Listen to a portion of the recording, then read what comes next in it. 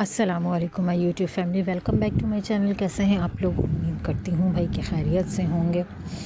मौसम आहिस्ता आहिस्ता थोड़ा सा बदलना शुरू हो गया है, शुक्र अल्हम्दुलिल्लाह। और आज मैं करने लगी थी फिर से सफाई। जो डीप क्लीनिंग होती है वो ऐसे तो डेली होती है, लेकिन धूल मिट्टी इतनी उड़ रही है ना, इतनी कि बस घर फ़ौरन गंदा हो जाता है। तो मैं थोड़ा थोड़ा करके ही डीपली थोड़ा क्लीन कर रही हूँ। वैसे तो डेली सफाई होती है, लेकिन डीपली नहीं हो पाती है और ज़रा धूल मिट्टी बहुत ज़्यादा है, तो इसलिए आज थोड़ा मैं ख़ुद खड़ी हुई तो फिर मैं अच्छे इस तरह से करने लगी। उस दिन आपने देखा होगा कि मैं छत कर रही थी, छत की सफाई मैंने की थी। अब आज नीचे की सफाई कर रही हूँ, क्योंकि एक दिन में पूरा नहीं हो सकता।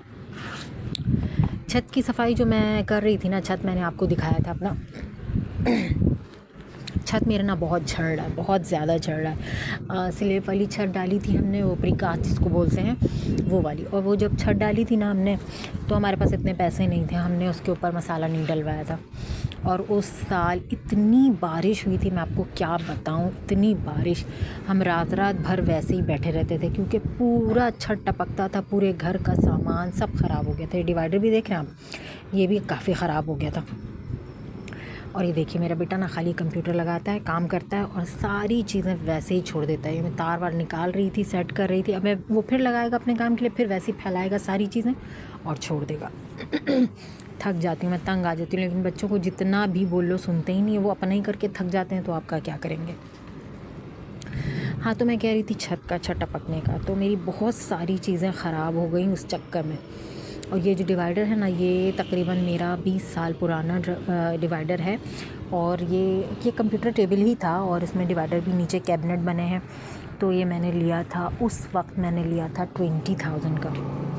वो भी यूज़ पे था, क्योंकि ये बहुत प्योर लकड़ी है ना, अच्छी वाली है, बहुत अच्छी है।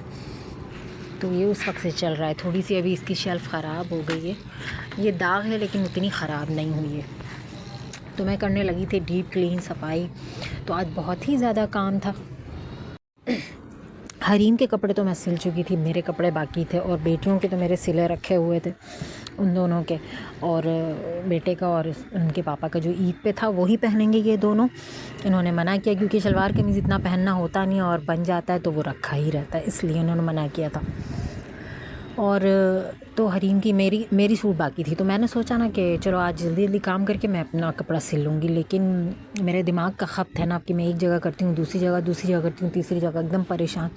तो आज मैंने डिवाइडर की सफाई की, फिर अलमारी के ऊपर की सफाई की, वहाँ भी मुझे हल्की फुल्की डस्ट नज़र आ रही थी, वहाँ सफाई की मैंने। डिवाइडर के ऊपर की सफाई की मैंने, इधर उधर फालतू इतनी सफाई की, मैं क्या बोलूँ। बेटे को लगाया तो मैंने डाइनिंग टेबल साफ़ कराने, बोल रहा था आप पागल हो गई हैं। हाँ, मुझे भी लगा दिया आपने। मैं बोली सही से उसको चमकाओ, ताकि सर्फ़ पानी लगा के थोड़ा घिस घिस के, थोड़ा बच्चे पकड़ते हैं ना हाथ से, यानी कि ये एंट्रेंस वाले एरिया में है, तो बहुत ज़्यादा हाथ लगता है बच्चों का, तो दाग हो जाती है। और फिर मैंने टोपियाँ वगैरह, एक तरफ मशीन लगी हुई थी, दूसरी मैंने टोपियाँ मशीन में नहीं डाली, मैंने हाथ से ही सोचा कि इसको धो लूँ ये। तो मैं हाथ से ही इसको धोने लगी थी, ताकि साफ़ सुथरी हो जाए नमाज। और ये एक ब्रश ना मैं बिल्कुल साफ़ रखती हूँ इस तरह की साफ़ सुथरी चीज़ें धोने के लिए, यानी कि एक अलग से ही हटा के रखती हूँ। बाकी डेली यूज़ के लिए मैंने एक अलग से ब्रश रखा हुआ है, वो यूज़ करती हूँ कपड़ों वगैरह के लिए। ये एक अलग मैं साफ़ सुथरा रखती हूँ। तो इस तरह छोटी छोटी चीज़ों का ख़्याल तो हम सभी औरतें बहुत ज़्यादा रखते हैं। और जो घरदारी करने में लगती हैं औरतें, फिर पागल हो जाती हैं कि घरदारी में ही उलझे रहो। अगर सफाई करनी तो सफाई करते रहो, कपड़े समेटने हैं तो कपड़े समेटते रहो, अगर सिलाई का ख़त उठाया तो सिलते रहो। मतलब ये मिल गया, वो मिल गया, ये सी लिया, वो सी लिया, करते करते करते करते, मतलब अगर आप घरदारी में उलझने गई ना, तो उलझ के ही रह जाते हैं, ये मसाइल हो जाते हैं। तो मेरा वही ये माइंड चेंज होता रहता है। जब मैं घरदारी करती हूँ तो बहुत लगन और शौक़ से करती हूँ, यानी जब मेरी तबीयत ठीक लगती है तो बस मैं पागलों की तरह सिर्फ काम करती हूँ। और जब मेरी तबीयत ठीक नहीं लगती ना, मुझे हर चीज़ देख देख के कुढ़न होती है, और फिर गुस्सा आता है और चिढ़ होती है कि यार ये काम पड़ा है, ये काम पड़ा है, वो काम पड़ा है। आप यकीन करें, मुझे हर चीज़ धुली धुलाई साफ़ सुथरी अच्छी लगती है, लेकिन बस पानी का कभी मसला होता है, कभी मेरी तबीयत का मसला होता है।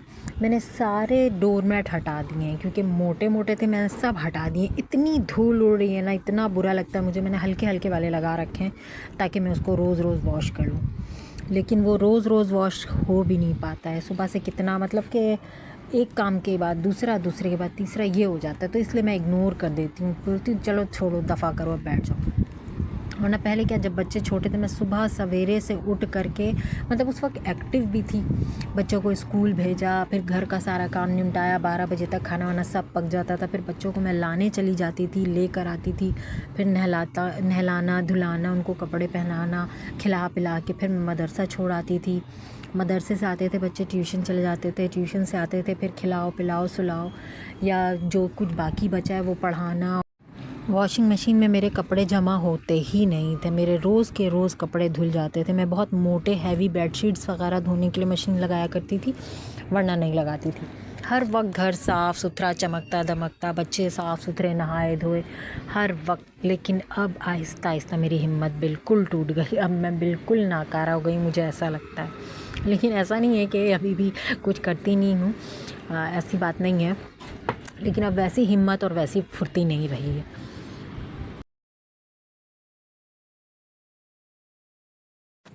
सारे काम करने के बाद, नमाज़ वगैरह पढ़ने के बाद फिर लगी भूख सताने, तो फिर और बच्चे भी आवाज़ लगाना शुरू कर दिए थे, मम्मी भूख लग रही है।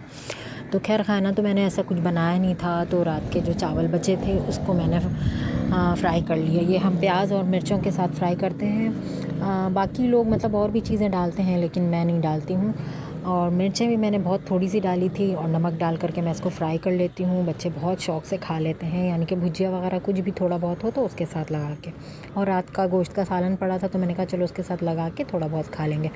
फ्राई कर लो ना तो खाना चावल खाने में बहुत अच्छा लगता है, क्योंकि क्या कहते हैं, सादे चावल अगर फ्रिज के रखे हुए खाओ ना तो वैसे टेस्ट नहीं आता है, थोड़ा अच्छा नहीं लगता है। तो मैंने इसलिए फ़्राई कर लिया था। जब भी ऐसे बचते हैं चावल तो मैं फ़्राई कर लेती हूँ। तो आप लोग मुझे कमेंट करके बताना कि कौन कौन ऐसा करता है। हाँ, तो बात मैं यही करना चाह रही थी आज के, यार सेलिब्रिटीज़ जो होते हैं उनके व्लॉग इतने चलते हैं, जबकि वो तो फेमस है, वो कमा भी रहे हैं, फिर व्लॉग्स भी उन्हीं के चलते हैं। और या फिर आप देख लें जो भी व्लॉगर कामयाब हुए हैं, जितने को 2-4 को मैंने वो नोटिस किया है कि जो अपनी फैमिली की या अपने ख़ानदान की या आस पड़ोस की बुराइयां करते हैं या लड़ाई झगड़ा बता रहे होते हैं, तो उनको कामयाबी बहुत जल्दी मिलती है। तो यार ये ऐसा करना, मुझे ऐसा नहीं लगता कि ये ठीक लगेगा कि अपनी पर्सनल बातें हम शेयर करें। देखें, 2 लोग जब होते हैं ना, अगर कोई बात होती है 2 लोगों के दरमियान, तो गलती दोनों की ही होती है। हम किसी एक फ़रीक का सुन कर के दूसरे को गलत नहीं बोल सकते। तो फिर इस तरह से ऑनलाइन बेइज्जती हम किसी की कैसे कर सकते हैं? हो सकता है मैं गलत हूँ, हो सकता है अगला गलत हो, तो एक तरफ़ा बात सुन के लोग फिर बुरा भला करते हैं या जो भी। तो क्या ज़रूरत है यार किसी की भी बुराई करने की, या अपनों की या बेगानों की। जो है हमारी लाइफ में इंटरेस्ट ले बंदा, हमें देखे हम क्या कर रहे हैं, हमारे क्या कमी है या वीकनेस है, या जो कुछ भी अच्छाई है या बुराई है, हमें बंदा देख के हमारी बातों को सुन के या हमसे उसको अटैचमेंट होनी चाहिए। हमारी बुराई, हम दूसरों की बुराई या लड़ाई झगड़े बता करके क्या कमा लेंगे। तो बस मेरा नहीं ख़्याल है कि मैं कभी ऐसा करूँगी, कोशिश करूँगी मैं ऐसा ना करूँ। वैसे तो एक फ़ैमिली बन जाती है तो बंदा हर एक बात शेयर कर लेता है, लेकिन कुछ बातें इंसान को ख़ुद तक महदूद रखनी चाहिए। कुछ बातें हम ख़ुद तक महदूद रखें तो ज़्यादा ही बेहतर होता है, मामलात ख़राब नहीं होते हैं। तो ये मैं करने लगी थी भाई, अपना बेडशीट जो धुल गए थे शाम के वक्त, मैं उसको छत से उतार लाई थी और मैंने बिछा लिया था। अंदर मैं अलग बेडशीट लगाती हूँ, इलास्टिक लगी हुई है, और ऊपर से ये बेडशीट भी मैं जल्दी जल्दी वॉश कर ले रही हूँ, खंगाल लेती हूँ, इतना दिखाती नहीं हूँ। डेली बेस पे मैं कभी खंगाल लेती हूँ और कभी वॉशिंग मशीन में डाल के घुमा लेती हूँ। बोल रही हूँ ना कि धूल इतनी उड़ रही है ना कि मुझे बिल्कुल अच्छा नहीं लगता। और बच्चे हर वक्त इसी बेड पे बैठे रहते हैं, मतलब हमारे ही बेड पे घुसे रहते हैं, जब तक भगाओ नहीं रात को भी जाते नहीं हैं। तो बच्चों की आदत होती है माँ बाप के साथ ही चिपक के रहने की। तो मैं यही आप लोगों से कहूँगी कि जो भी हाउसवाइफ्स या जो भी छोटी यूट्यूबर्स हैं जो मेहनत कर रही हैं अपनी फैमिली को सपोर्ट करने के लिए, अपने हस्बैंड को सपोर्ट करने के लिए, मैं या कोई और जो भी हो, तो उनको सपोर्ट किया करें। उनका ज़ाहिर सी बात है कोई सपोर्ट सिस्टम नहीं होता या उनको कोई रास्ता नज़र नहीं आता, तभी वो अब इस तरफ आती हैं। तो फिर ज़ाहिर सी बात है उम्मीद रखती हैं कि वो जो बहुत मुश्किल से मेहनत करके कुछ कर रही हैं तो उनको सपोर्ट हो ताकि वो आगे बढ़ सकें और कामयाब हो सकें। ओके जी, अल्लाह हाफ़िज़।